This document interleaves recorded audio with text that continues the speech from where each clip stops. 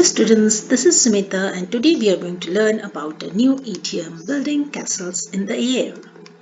Building castles in the air means to daydream about things that are far from the present reality, to set unrealistic goals or hopes for the future, to make plans that are highly improbable.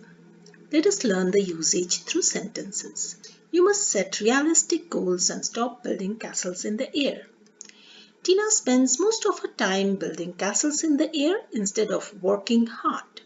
He wants to be a millionaire without hard work. He's merely spending his time building castles in the air.